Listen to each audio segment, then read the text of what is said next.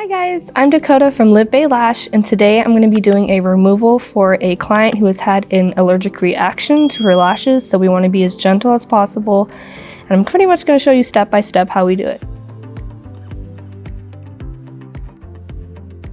Okay, so the reason why we're doing a removal today, it could be a number of reasons, either because we have bad work from another artist and it needs to come off, or there's a fan or a lash of some sort that's stuck to the eyelid and or stuck to another natural lash, so it's kind of bugging, or because there is a chemical burn from the fumes of the glue. There could be a number of reasons, but basically today it's because of an allergic reaction, so we want to get those off as soon as possible and as gentle as possible.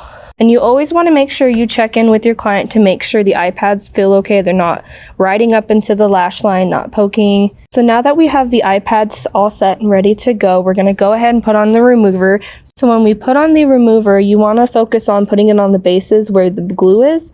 So we're just going to go along the baseline and apply that gel remover. When you're applying the remover, it's okay if it gets on the rest of the lash because inevitably it's going to ride up the lash. So when you're putting on the remover, you want to make sure you're completely saturating the lashes. You don't want to get it onto the skin as much as possible, but definitely close enough to the lash line.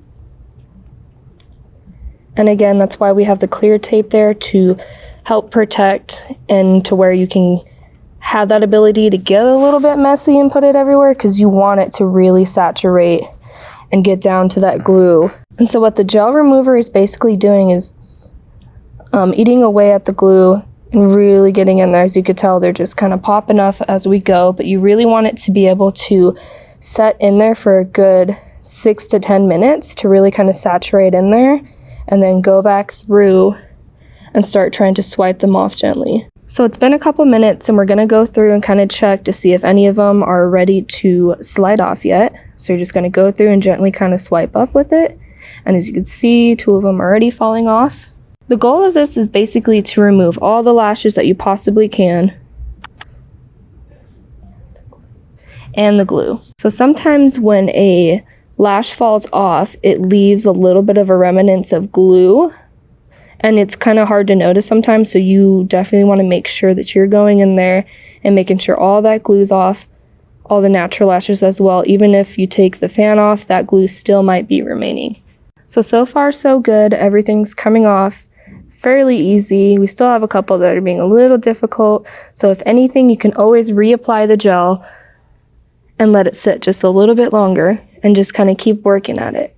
And then sometimes, if the lashes aren't coming off, you can go in with your tweezers and kind of banana peel them off. So what you want to do is grab a hold of the lash extension, find the natural lash, and peel it away to kind of help quicken up the process, because you want to get these off as soon as possible, especially if they're having a reaction, just like that. So the importance of banana peeling is you want to ensure the safety of the natural lash. So you want to make sure that you're holding that on there and you're not just yanking it off or pulling off the natural lash with it, because it could cause long-term damage and or balding. So with the gel remover, you want to be able to take it off after 30 minutes because it is a high chemical base remover.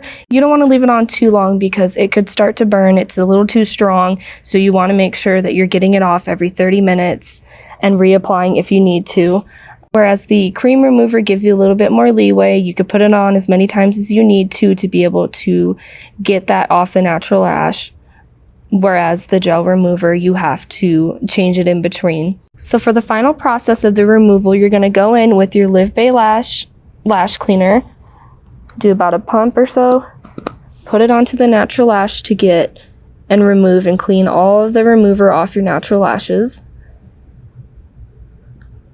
And then right after, you're going to go in with the water to make sure everything's rinsed off. So for the final process of the removal, we're going to do the rinsing. So what you're going to do is you're going to tilt the head to the side, and then you're going to put a paper towel to the side and rinse.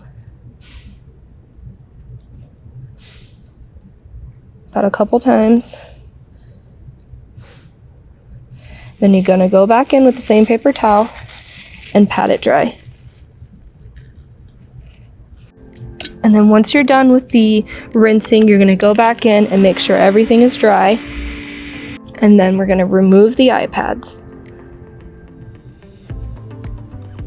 And there you have it, a removal.